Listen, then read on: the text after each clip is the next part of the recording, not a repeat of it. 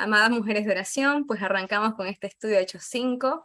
Para esto vamos a dar un breve repaso en qué nos habíamos quedado. Nos habíamos quedado anteriormente hablando un poco acerca de las características de la comunidad primitiva, esta comunidad que se había formado con el inicio, la resurrección del Mesías y el derramamiento de la presencia del Señor, el cumplimiento de las profecías, de la promesa de que su espíritu habitaría en nuestros corazones y que escribiría ahora en tablas de, ya no de piedra, sino en carne, que eran nuestros corazones, sus mandamientos, ¿no? Y nos encontramos ya acá, cerca de Hechos 5, hablando de una comunidad que tenía como característica especial, es que no tenían todo en común. Ellos habían vendido sus propiedades, habían vendido sus posesiones, y eran de un solo corazón, dice en el capítulo 4, verso 32, retrocediendo un poquito, eran de un alma, y ninguno decía ser suyo propio absolutamente nada, sino que tenían todas las cosas en común. Y esto funcionaba porque funcionaba en esta comunidad, porque todos tenían un corazón realmente genuino y sincero. No había egoísmo, no había intereses personales, sino que todos en realidad querían fervientemente y con gran pasión agradar a Dios, habían hecho techúa, habían regresado, habían vuelto, habían decidido ir al principio de su fe. Entonces, está esta comunidad que se dice en Hechos 2 que había, incluso por sus características de pureza, había hallado el favor del pueblo, de todo el pueblo de Israel. Pero acá nos va a mostrar, antes de Hechos 4, un hombre que se llama José, pero que le pusieron de sobrenombre Bernabé, el cual hizo algo especial. Este hombre tenía algo especial, que era un levita, había sido levita, pero no estaba ejerciendo su servicio de levita. Sabemos que los levitas habían recibido por parte del Señor orden de que ellos no tendrían heredad, sino que ellos tenían que enseñar e instruir al pueblo en la Torá. Pero pasa que este varón, Bernabé, tenía heredad. Cuando él reconoce que el Mesías, Yeshua, era el Mesías prometido, él hace teshuvá, y parte de ese teshuvá era vender esa posesión que él tenía, su heredad. Entonces él la vende con un corazón puro y predispuesto, y nos podríamos preguntar por qué razón este hombre tenía heredad, y pues pueden ser varios los motivos, como decía, que puede ser porque él realmente se había apartado, había desobedecido y estaba viviendo fuera de los mandamientos del Señor, o también porque en aquel entonces el sacerdocio que estaba presente era un sacerdocio corrupto, que era el de los saduceos, y por tanto la administración del templo y todos los recursos era bastante compleja, y tal vez él no tendría forma de sustentar a su familia, y eso fue por la razón por la que él tenía heredad. En definitiva, haya sido una o la otra, el hecho es que él hace algo importante, que es vender su heredad y volver hacia el principio. En el inicio del capítulo 5, vamos a ver que va a haber un contraste entre este hombre, Bernabé, que hace algo genuino y sincero, y una pareja que hace todo lo contrario, y que hace tal vez un acto que intenta aparentar ser espiritual, pero que era un acto de la carne. La vamos a leer acá en la pantalla, y está Hechos 5, del 1 al 11. Pero cierto hombre llamado Ananías, con Zafira su mujer, vendió una heredad y sustrajo del precio, sabiendo también su mujer, y trayendo solo una parte, la puso a los pies de los apóstoles. Y dijo Pedro: Ananías, ¿por qué llenó Satanás tu corazón para que mintieses al Espíritu del Señor y sustrajeses del precio de la heredad? Reteniéndola, ¿no se te quedaba a ti? Y vendida, ¿no estaba en tu poder? ¿Por qué pusiste esto en tu corazón? No has mentido a los hombres, sino a Dios. Al oír Ananías estas palabras, cayó y expiró. Y vino un gran temor sobre todos los que lo oyeron. Y levantándose, los jóvenes lo envolvieron y lo sacaron y lo sepultaron. Entonces, tenemos en este pasaje, el inicio del capítulo 5, dos personajes. Estos dos personajes son Ananías y Zafira, un matrimonio. Y dice que este hombre, Ananías, toma una decisión, pero este hombre, Ananías, confirma esta decisión con su esposa de vender esta heredad. ¿Y por qué ellos tendrían esta motivación? ¿No? Tal vez inicialmente hubo una intención un poco sincera o genuina, pero en realidad la motivación por los frutos que se produjeron posteriormente era la presión y el deseo de ser aprobados por los demás. ¿Por qué? Porque todos estaban, dice que muchos, que todos estaban en este tiempo como vendiendo sus posesiones y vivían en este, llamémoslo así, comunismo, de esta primera comunidad o comunidad primitiva. Entonces, como todos lo estaban haciendo, ellos tal vez por la presión, se vieron motivados a vender su propiedad. El tema y el problema no es que se haya vendido o no la propiedad o que no se haya entregado todo el dinero a los apóstoles, como lo acabamos de leer, como cuando Pedro le pregunta y que lo vamos a desarrollar ahora más adelante. El problema es que había una mentira. Es que no se hizo todo con sinceridad, sino que hubo en medio de eso falsedad, hipocresía. Es por eso de que después sufren las consecuencias de haber tomado esta decisión.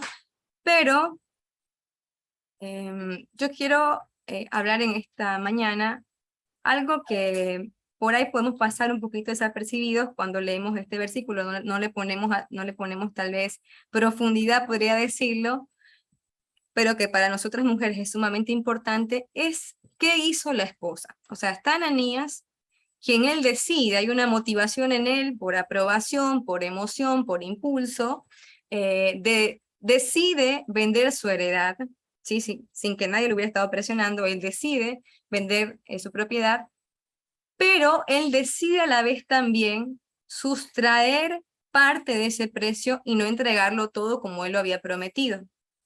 Pero acá dice que su mujer lo sabía. Y es interesante porque esta palabra, sabiéndolo, sí, sabiéndolo, cuando dice, y sustrajo del precio, sabiéndolo también su mujer, esa palabra es la palabra griega suneido, que significa estar plenamente consciente. O sea, la esposa estaba plenamente consciente de lo que estaba haciendo su esposo, de lo que mal estaba haciendo su esposo. Pero sin embargo, ella consintió. Y esto lo dice en la traducción NTV, lo dice más claramente en el verso 2, dice, y llevó solo una parte del dinero a los apóstoles, pero afirmó, este fue el problema, afirmó que era la suma total de la venta. Con el consentimiento de su esposa se quedó con el resto. Entonces, la esposa consintió. Y vemos acá como Zafira puede ser, y una esposa, o sea, representando a una esposa puede llegar a ser un instrumento tan valioso para edificar a su esposo o también para destruirlo. Puede guiarlo en hacer las cosas de la manera que le agrada al Señor o consentir y ser cómplice del pecado de su esposo. Este nombre, Zafira, tiene que ver con una joya, que es el zafiro. Pero veamos una situación también difícil o de decisión, más bien una situación de decisión, en la cual tenemos un ejemplo bíblico de una mujer que actúa de una manera muy distinta y en medio de esa dificultad decide salvar a su esposo. Y esta mujer se llama Séfora. Séfora de la cual tal vez tampoco se menciona tanto en la Biblia, pero con este pasaje podemos saber que era una mujer realmente piadosa. En Éxodo 4, del 24 al 26, dice que, y aconteció en el camino que en una posada el Señor le salió al encuentro a Moisés, nos estamos refiriendo a Moisés, y quiso matarlo. Entonces Séfora tomó un pedernal afilado y cortó el prepucio de su hijo y lo echó a sus pies diciendo, a la verdad tú me eres un esposo de sangre. Así le dejó luego ir. Y ella dijo, esposo de sangre, a causa de la circuncisión. Séfora no permitió que su esposo, su marido, se perdiera. Libró a su marido de la ira de Dios. Contrario a lo que hizo Safira, que consintió el error de su esposo. Acá está Séfora, que ve que su hijo no estaba circuncidado y toma una acción, hace una acción para poder salvar a su marido de la ira de Dios y que no fuera consumido. Dos mujeres con nombres muy parecidos, Safira y Séfora. Safira, una piedra, una joya, algo más externo, y Séfora, que significa belleza, pero que tiene que ver con lo más interno. En Génesis 2:18 dice que el Señor, Dios dijo lo siguiente, no es bueno que el hombre esté solo, le haré ayuda idónea para él. Y cuando se refiere a ayuda idónea, es una palabra en hebreo que la hemos escuchado también como kenegdo, pero es neged, que significa la parte opuesta, la dirección contraria. Y esto no quiere decir que hay que llevarle la contraria al esposo, no. Eso sería realmente un yugo desigual y no sería una ayuda idónea. Parte opuesta significa mostrar una perspectiva diferente con sabiduría. Es completar aquella parte débil de la pareja. Eso es realmente ayuda idónea. Es aquella esposa que puede ser la fortaleza en las partes débiles de su esposo. Ayuda idónea. ¿Y qué significaría o cómo se puede aplicar aquí ayuda? La palabra ayuda en hebreo tiene que ver con rodear, con dar vueltas. Quiere decir que lo rodea no para buscar problema, ojo con esto, no es para buscar problema, sino para con sabiduría mostrarle al esposo cuando hay un inconveniente cuál es la solución. Cuando Séfora salva a su esposo no le dice, viste, mira que yo ya te lo había dicho, yo soy más inteligente que tú. No tuvo esos términos de arrogancia con su esposo. Lo que le dijo fue tan hermoso, le dijo, ahora tú me eres esposo de sangre. ¿Y qué significa que me eres esposo de sangre? Que ahora estamos más unidos a través de esta situación. Es decir, que en vez de ella creerse superior a su esposo, porque había actuado en la parte en la que él había sido débil realmente, ella dice, ahora estamos más unidos, estamos más juntos, somos esposos de sangre a causa de la circuncisión. Y Séfora nos es un ejemplo de cómo nosotras como esposas podemos sumar o podemos restar a nuestro esposo. Podemos agregarle, ayudarle a crecer y también a mejorar. Entonces, como esposas podemos ayudar a mejorar, pero también podemos hacer lo contrario como lo hizo Safira. Y esta es nuestra oportunidad que así como Séfora guió a su esposo con sabiduría, lo complementó, esa es una palabra que sería muy oportuna, lo completó, lo complementó, así podemos nosotros actuar. Safira consintió el pecado de su esposo y eso trajo, ¿qué trajo? Como consecuencia, muerte. Muerte para su esposo y lamentablemente también muerte para ella. Entonces nos podemos preguntar ahora a nosotras, y esto siempre lo aplicamos, porque este estudio, si bien es más histórico, ¿no? Nos está contando historia, nos está contando lo que sucedió desde la resurrección del Mesías, desde la ascensión del Mesías, los hechos de los primeros hechos de los apóstoles, nos está contando todo lo que sucedió en los siguientes años a la resurrección del Mesías. Si bien es historia, tiene aplicación para el día de hoy, tiene aplicación para nosotras. Y esa aplicación es hacernos una pregunta. ¿Qué estamos consintiendo? Y esta es una pregunta dura, es una pregunta que la verdad nos hace pensar. Nos analizamos y decimos, ¿qué estamos consintiendo? ¿Estamos consintiendo tal vez negocios ilícitos en nuestra pareja? ¿Estamos consintiendo, y esto es tremendo, adulterio? Porque hay esposas y hay familias en donde los hombres tienen doble vida, es decir, tiene una esposa, pero la mujer es consciente y consciente que ese esposo tenga una doble vida. Y eso va a traer muerte, sí, va a traer muerte para ella, para él y también para ella. ¿Por qué?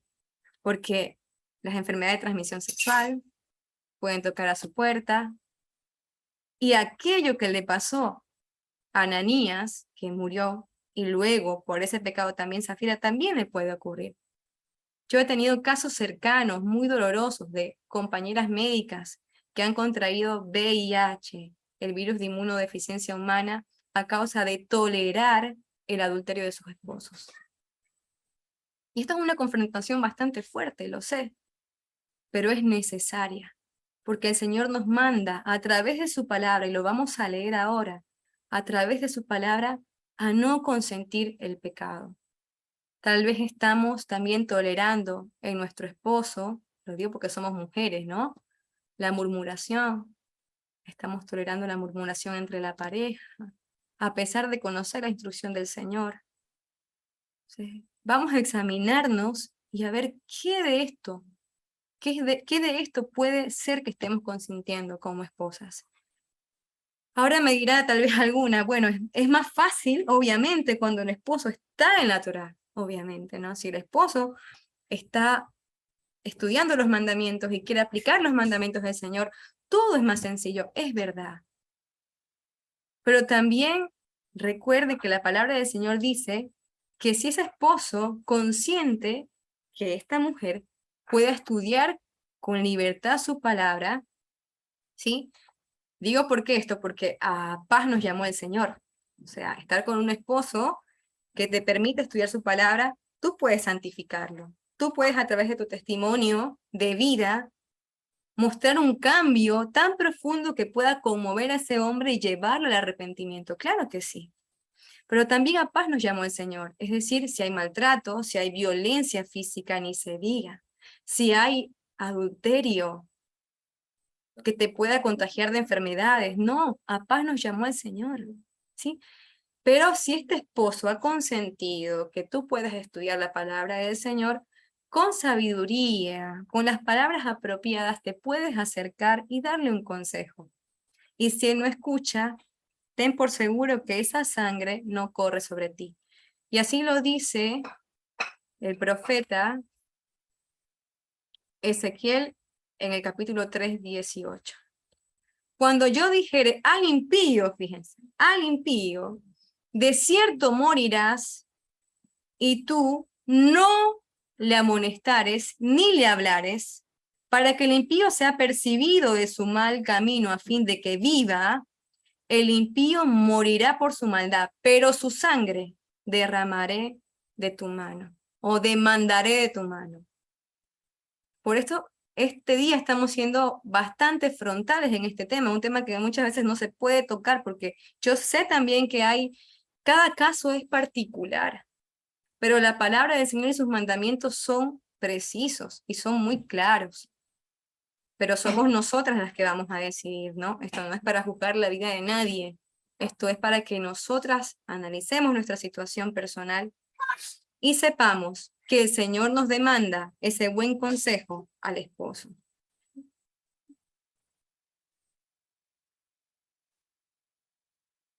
Entonces, como lo hizo Séfora, Séfora actuó bien, pero Zafira consintió el pecado de su esposo.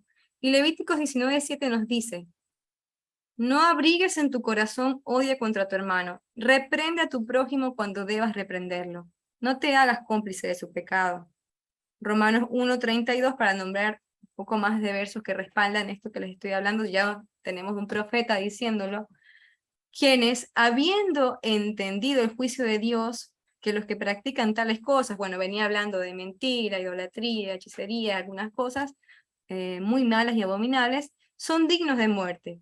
No solo las que la hacen, sino que también las que se complacen con los que la practican. Es decir, que no solamente es hacer, sino también ver, hacer y consentir, también es un pecado. Y continuando con este relato que nos lleva Hechos 5, dice que este hombre, Ananías, una vez que su mujer consintió que se hiciera de esta manera, se vende la propiedad en un valor determinado, ellos sustraen una parte y llevan solo una parte a los pies de los apóstoles. Pero Pedro le dice a Ananías, ¿por qué llenó Satanás tu corazón para que mintieses al Espíritu Santo y sustrajeses el precio de la heredad? Reteniéndola, ¿no se te quedaba a ti? Y vendida, ¿no estaba en tu poder? ¿Por qué pusiste esto en tu corazón? No has mentido a los hombres, sino a Dios. Entonces vemos que acá Pedro ya sabía lo que había ocurrido.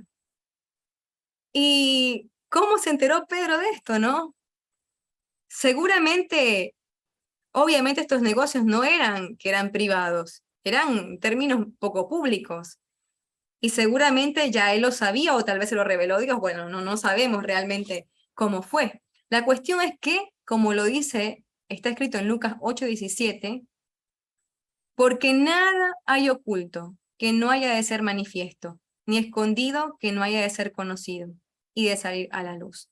Es decir, que las mentiras tarde o temprano van a salir a la luz. Por tanto, es importante que nuestra vida sea sincera. ¿Sí? ¿Se recuerdan cuando habíamos hablado en Proverbios de lo que era sincera la vasija? Que no tuviera cera, que seamos realmente una sola pieza íntegra. Y ese es el llamado que nos hace nuestro Mesías. Y habíamos visto qué significaba zafira, que zafira venía de un zafiro, una joya, ¿no? Porque el nombre imprime un propósito. Y acá vemos que Pedro lo llama por el nombre, le llama Ananías. Y Ananías significa gracia divina. ¿Y por qué Pedro lo confronta llamándolo por su nombre? Porque le hace recordar que él se llamaba gracia divina, ¿sí? Queriendo decirle que no necesitaba nada o hacer nada para ganar el favor de Dios. No era necesario vender la heredad, darla por ofrenda, para que él fuera aprobado por Dios. No necesitaba hacer nada que no venía de la dirección de Dios, porque ese era el problema, porque él había actuado por un impulso, por una emoción o por la presión social. Entonces, no había un deseo genuino. ¿Y cómo sabemos que no era sincero su deseo? Por el fruto, porque su fruto fue el mentir y dar una parte para agradar a los hombres. Entonces vemos cómo él necesitaba esa aprobación tan profunda por los demás. Porque si todos lo hacían, él también lo quería hacer aunque fuera hipocresía, aunque fuera mentira. Y acá le está haciendo ver a través de su propio nombre que el favor de Dios es un regalo, no es algo que se puede vender, que se puede comprar, no. Es algo que se da por gracia, y así lo hizo nuestro Señor. Ananías podía no haber vendido su propiedad y no pasaba nada. Ananías podía haber vendido su propiedad y dar una parte hacia la comunidad o a los discípulos para que ellos administraran y repartieran a los necesitados. Podía haber sido así. ¿Dónde estuvo el problema? El problema no estuvo en que no entregó todo, no. El problema estuvo en que él mintió y dijo entregar todo cuando no fue así. Entonces hubo hipocresía en su ofrenda y esto mostró que Ananías lo que necesitaba quería ganar el favor de los que estaban con él. Y importante recordar que Dios no nos obliga a hacer absolutamente nada, como una ofrenda o más allá de lo que está en sus mandamientos, ¿no? Y la semana pasada incluso recordábamos esto, cuando estudiamos Deuteronomio 20, cómo el Señor les da reglamentos a los hombres para ir a la guerra, y les dice que hay ciertos hombres que no pueden ir a la guerra.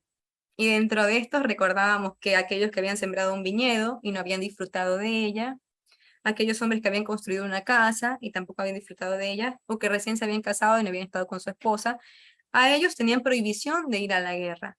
Y vemos cómo es el corazón del Señor. O sea, el Señor sí quiere que disfrutes de lo que Él te ha dado. De hecho, lo dijo Salomón también en Eclesiastés 3:13 dice, y también es un don, un regalo de Dios, que todo hombre coma y beba y goce el bien de ¿qué? De toda su labor. No está mal tener posesiones, mientras tu corazón no esté arraigado a ello. No está mal trabajar y ser productivo. No está mal, gloria al Señor si es así. Tendremos más recursos para poder sembrar su palabra. Gloria a Dios que sea así. Pero que tu corazón no esté en ello. Pero Dios te permite gozar y disfrutar. No está mal que tú quieras disfrutar de lo que Dios te ha dado.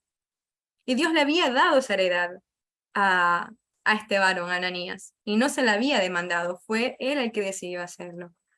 Cuando vemos estas características de Dios, de siempre fijarse en ese detalle de que el que no disfrutó su casa no vaya a la guerra, de que el que no comió de su viñedo no vaya a la guerra, vemos cómo es el corazón de Dios, ese corazón amoroso de Abba, de papá, de un corazón de padre, que nos ama y ama a sus hijos. Él no nos pide nada a cambio, pero podemos pensar tal vez. A ver, no nos pide nada a cambio, pero nos pide obediencia a sus mandamientos, porque decimos, no, amamos, la salvación viene por la gracia, pero yo en devolución a esa gracia voy a obedecer sus mandamientos, ¿no? Pero una pregunta es, ¿para bien de quién es obedecer los mandamientos? ¿Será para bien de Dios? O sea, ¿a Dios le hace bien que yo obedezca sus mandamientos? ¿Dios va a ser mejor porque yo voy a obedecer sus mandamientos? No, no es así. Es para bien nuestro. Sus mandamientos son un regalo, son gracia. Su instrucción es un regalo no merecido, para bien de nosotros. Y aún el mandamiento de dar una parte de ese fruto de nuestra labor, ¿acaso no nos beneficia a nosotros mismos? Dios es el dueño del oro y la plata. Él podría hacer lo que Él quisiera, porque Él lo tiene todo. Él es dueño de nosotros mismos, de todo lo que existe, del oro, la plata, de las riquezas. Sin embargo, nos da la oportunidad de trabajar con el egoísmo y con el amor al dinero, que es esa tendencia con que ya nace el ser humano. Y nos ayuda a cultivar a través de este hermoso mandamiento la generosidad hacia los demás. Entonces, no hagamos nada por impulso, por buscar aprobación. Hemos sido aprobados por un varón perfecto, que es Yeshua, nuestro Mesías. Lo dice Hechos 2:22, varón aprobado por Dios. Hemos sido aprobados a través de él. Y dijo Pedro a Ananías, ¿por qué llenó Satanás tu corazón para que mintieses al Espíritu del Señor y sustrajeses del precio de la heredad? Reteniéndola no se te quedaba a ti, o sea, viene la tuya, y vendida no estaba en tu poder, aún puedes quedarte con el dinero. ¿Por qué pusiste esto en tu corazón? No has mentido a los hombres, sino has mentido a Dios. Y la paga del pecado es muerte. Y al oír Ananías estas palabras, cayó y expiró. Y vino un gran temor sobre todos los que oyeron. Y levantándose los jóvenes, lo envolvieron y sacándolo, lo sepultaron. Romanos 8:13 dice, porque si vivís conforme a la carne, moriréis. Mas si por el Espíritu haces morir las obras de la carne, vivirás. Dice que pasado, en el verso 7, pasado un lapso como de 3 horas, sucedió que entró su mujer, no sabiendo lo que había acontecido. No sabía que su esposo había muerto, que ya Pedro le había declarado su mentira, ya no sabía nada. Entonces Pedro le hace una pregunta, y en esta pregunta le da la oportunidad de arrepentimiento. Veamos qué es lo que hace Zafira. Verso 8. Entonces Pedro le dijo, dime, ¿vendiste en tanto la heredad? Y ella dijo, sí, en tanto. Y Pedro le dijo, ¿por qué conviniste a intentar al Espíritu del Señor? He aquí a la puerta los pies de los que han sepultado a tu marido y te sacarán a ti. Y en el versículo 10 continúa diciendo que al instante ella cayó a los pies de él y expiró, murió. Y cuando entraron los jóvenes, la hallaron muerta y la sacaron y la sepultaron junto a su marido. Y vino gran temor sobre toda la iglesia y sobre todos los que oyeron estas cosas. Y aquí tenemos el desenlace de esta mujer, del final de esta mujer, que fue cómplice de la mentira de su esposo. Pero acá hay algo importante que se nos recalca, que dice que los jóvenes fueron los que la hallaron muerta, o sea, los que vieron, la hallaron muerta, la sacaron y la sepultaron. Y bien podría decir acá que simplemente ya expiró y que la sepultaron junto a su marido, ¿no? Pero algo nos quiere decir que fueron los jóvenes quienes la hallaron muerta y la sacaron y la sepultaron. ¿Por qué? Porque los jóvenes están atentos a los que hacemos, a todos nuestros actos, lo que hacemos los adultos. Y ellos son fácilmente, tienen esa habilidad de poder detectar cuando hay incongruencias entre lo que decimos y lo que hacemos. Tal vez les ha pasado en sus propias casas que ustedes a veces dicen que se hagan las cosas de una manera y tal vez te encuentran haciendo las cosas de una forma distinta y te dicen, pero mamá, tú me dijiste lo otro, ¿verdad? Por ejemplo, pongo un ejemplo de algo sencillo. Yo siempre le digo a mi hijo, tienes que comer sentado, no tienes que comer de pie, no tienes que comer en la cocina. Y a veces yo estoy apurada y me voy al trabajo y por ahí como algo muy rápido. Y me recuerda, me dice, mami, a sentarte, nos hace bien comer sentados, hay que mirar la comida. Y yo digo, ups, o sea, bueno, tengo que hacerlo y voy y lo hago porque es verdad, es mi testimonio, ¿no? Porque los jovencitos tienen esa facilidad de poder detectar cuando algo no es genuino, cuando algo no es verdadero. Y es lamentable que muchos jóvenes terminan alejándose de Dios porque no ven un ejemplo de integridad. Se decepcionan porque lo que ven a su alrededor es hipocresía, es decir, digo algo, pero hago una cosa muy distinta y no hay algo genuino. Y esto para nosotros como adultos y más como mujeres, nosotros que estamos acá aprendiendo la palabra del Señor, estas mujeres de oración, es una gran responsabilidad porque tenemos que ser ese ejemplo. Y nos preguntamos ahora, ¿realmente qué tipo de ejemplo estamos siendo? ¿Qué tipo de ejemplo aplicándolo a esta situación? O sea, no yéndonos a otras cosas, aplicándolo específicamente a esta situación. ¿Qué tipo de ejemplo de matrimonio le estamos dando a nuestros hijos? ¿Somos cómplices del pecado de mi esposo? ¿Soy cómplice del pecado de mi esposo? ¿Mi matrimonio es el ejemplo que quiero que replique mi hija o mi hijo? O sea, lo que yo estoy haciendo ahora en mi matrimonio es lo que yo quiero para mi hijo, es lo que quiero para mi hija. Quiero que mi hija viva mi misma historia. Ese es el ejemplo que le estoy dando, que estoy siendo cómplice del pecado de mi esposo. Esto nos hace un llamado. Este llamado es que si podemos estar fallando, es hora de empezar a reconstruir. Por eso le hemos llamado a esta serie que estamos haciendo los días jueves, del desafío del amor, basados en varias tareas que podemos ir completando semana por semana, mejorando semana por semana, reconstruyendo nuestro hogar. Porque es tiempo de empezar a reconstruir. No fijarme en lo que ya fue, porque lo que ya fue pasó. ¿Sí? Dios nos perdona, Dios nos permite hacer teshuvá y volver. Sé que sus misericordias son nuevas cada mañana. Es decir, que cada día yo tengo la oportunidad de cambiar. Cada día en la bondad del Señor es tan grande, su misericordia es tan grande que se renueva con la salida de cada día. Y hoy en este nuevo Shabbat es nuestro momento de fijar qué hay en nuestro matrimonio que podamos mejorar. Y no consentir como lo hizo Zafira, sino sumar y ayudar a mejorar a nuestro esposo como lo hizo Séfora. Dice que vino un gran temor sobre toda la iglesia porque en realidad esta comunidad tenía una característica especial que la vimos en Hechos 2, por lo cual había hallado el favor del pueblo, era ese compartir, pero con sinceridad, ¿no? Genuino. Ellos tenían una característica puntual, se llama pureza. Cuando algo es puro, cuando algo es íntegro, es una sola pieza.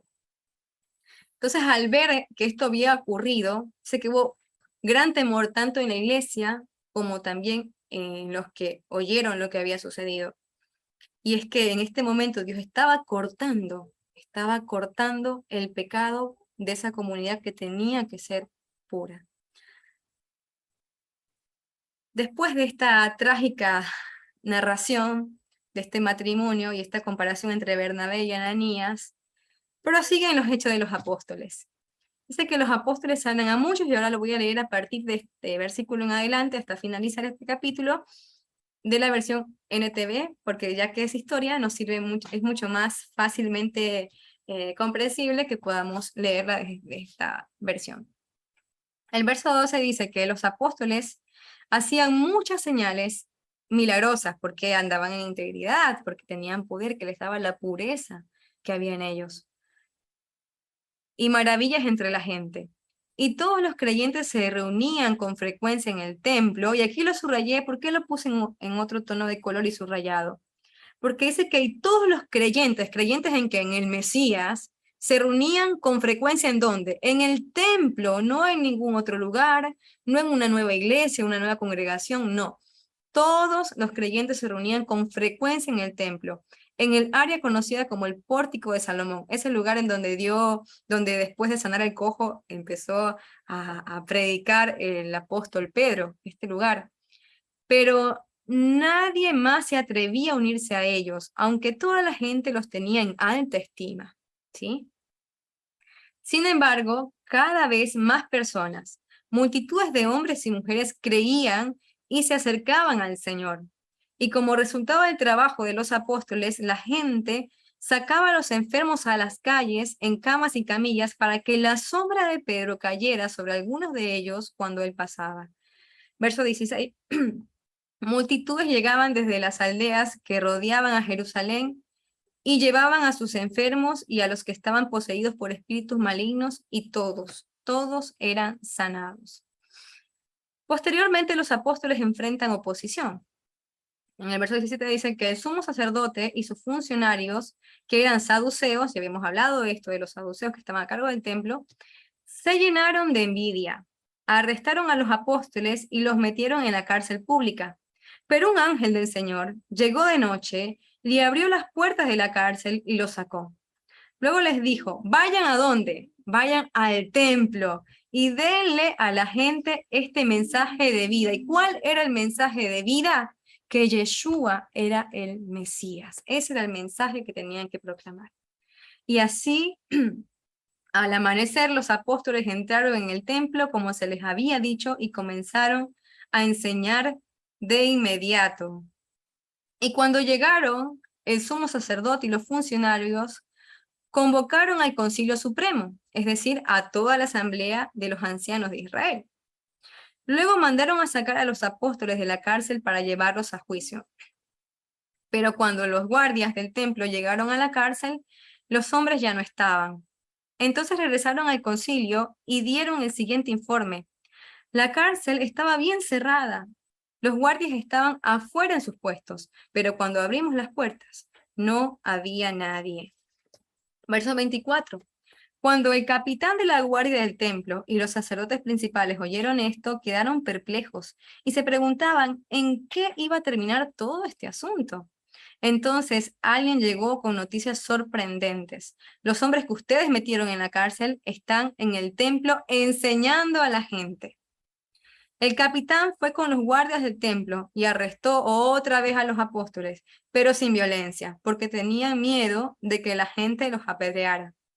Verso 27, después llevaron a los apóstoles ante el Concilio Supremo, donde los confrontó el sumo sacerdote.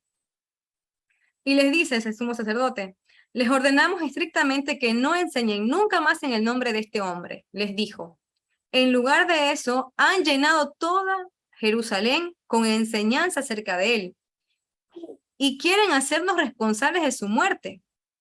Veamos qué responde Pedro. Pedro y los apóstoles respondieron, ¿no tenemos que obedecer a Dios antes que a cualquier autoridad humana? Nosotros tenemos que obedecer a Dios antes que cualquier autoridad humana. Y era lo mismo que le había dicho ya en el capítulo anterior, lo habíamos visto. Nuevamente le recalca que prefiere, que es necesario obedecer a Dios. Es necesario obedecer a Dios antes que obedecer al hombre. El Dios de nuestro antepasado levantó a Jesús de los muertos después de que ustedes lo mataron colgándolo en una cruz. Luego Dios lo puso en el lugar de honor, a su derecha, como príncipe y salvador. Lo hizo para que el pueblo de Israel se arrepintiera de sus pecados y fuera perdonado. Nosotros somos testigos de estas cosas y también lo es la presencia, la potencia de su espíritu, la presencia del Señor, dado por Dios a todos aquellos que le obedecen. Al oír esto, el Concilio Supremo se enfureció y decidió matarlos. Pero uno de los miembros, un fariseo llamado Gamaliel, experto en la ley religiosa y respetado por toda la gente, se puso de pie y ordenó que sacaran de la sala del concilio a los apóstoles por un momento. Entonces les dijo a sus colegas, hombres de Israel, tengan cuidado con lo que piensan hacerle a estos hombres. Hace algún tiempo hubo un tal Teudas, quien fingía ser alguien importante.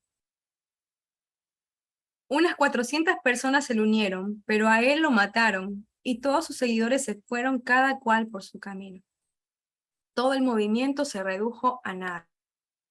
Después de él, en el tiempo en que se llevó a cabo el censo, apareció un tal Judas de Galilea. Logró que gente lo siguiera, pero a él también lo mataron y todos sus seguidores se dispersaron. Así que mi consejo es que dejen a esos hombres en paz, pónganlos en libertad.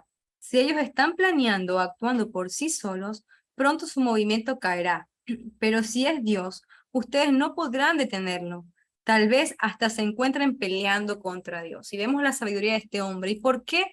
¿Qué era lo que pasaba en este tiempo? Que Yeshua no fue, y lo vimos también cuando estudiamos en Hechos 1, no fue el único que se dijo ser el Mesías. En este lapso de tiempo, entre el año 6 antes del Mesías y más o menos el año 60 después del Mesías, hubieron cerca de 24 hombres judíos que se levantaron y se proclamaron ser el Mesías prometido. Entonces ya las personas estaban habituadas a que aparecía uno que decía ser el Mesías. Pero este hombre, Gamaliel, fue muy sabio porque dio el principio que sustenta y que nos sustenta el día de hoy, que sustenta nuestra fe en Yeshua. Él dijo que si este movimiento que se estaba levantando era obra de hombre, iba a perecer, como lo había perecido todos aquellos otros que se nombraron como Mesías. Sin embargo, si permanecía, era de Dios. Y estamos hoy, cerca de 12.000 años después de aquel suceso, de la resurrección del Mesías. Y Yeshua, su nombre resuena mucho más que aquel tiempo. Eso nos da la convicción de que nuestra fe reposa en el verdadero nombre que hay sobre todo nombre, que es nuestro amado Yeshua, Señor y Salvador. Amén. Los otros miembros aceptaron su consejo, llamaron a los apóstoles y mandaron a que lo azotaran. Luego les ordenaron que nunca más hablaran en el nombre de Jesús y los pusieron en libertad. Los apóstoles salieron del Concilio Supremo con alegría, a pesar de que los habían azotado, porque Dios los había considerado dignos de sufrir deshonra por el nombre de Yeshua. Y cada día, en el templo y casa por casa, seguían enseñando y predicando este mensaje. ¿Cuál es el mensaje de vida que habíamos aprendido? Jesús es el Mesías. Yeshua es el Mesías. ¡Wow! Que el Señor nos dé a nosotros esa valentía para que a pesar de las dificultades podamos decidir obedecer a Dios antes que al hombre. Y podamos también predicar con denuedo, con energía, con valentía, con poder su palabra. Señor, te damos gracias, Padre, porque a través de este Hechos 5, Señor, nos has enseñado tantas cosas, Padre. Señor, te pedimos que nos ayudes a ser esas mujeres de ayuda idónea a nuestro esposo, Señor. Que podamos, Padre amado, con sabiduría, con palabras sazonadas, Señor, hablar, Padre amado, dar otra perspectiva, Señor, cuando veamos que nuestro esposo está incurriendo en un error, Señor. Que no seamos cómplices, Padre amado, de su pecado, Señor, sino que podamos traer salvación Señor, y apartar la ira de Dios de nuestro esposo, Señor. Gracias, Padre amado, porque nos has enseñado a través de un ejemplo, Padre. Y nos da la oportunidad, Padre amado, de hoy volver a reconstruir, Señor. De volver a reconstruir nuestro hogar, nuestro matrimonio, Señor, de cambiar, de mejorar cada día para ser agradables a ti, Señor. No para que tú nos muestres tu favor, Señor, porque sabemos que ya hemos entendido que tu favor es gratuito, Señor, sino para corresponder a tu amor, Señor, para que nos mires y como dijo David, no seamos avergonzadas cuando seamos expuestas hacia tus mandamientos, Señor. Amado Señor, te ruego, Padre amado, aquí por todas mis hermanas, para que nos des esa fuerza, Señor, esa sabiduría, Padre, para crecer en tu palabra. Y para que también nos animes y nos des valentía y fuerza, Señor, para anunciar que Yeshua es nuestro Mesías prometido, que Yeshua es el Salvador, varón aprobado por Dios, a través del cual somos aprobados por Él y para Él. Te damos gracias, Padre amado. Amén.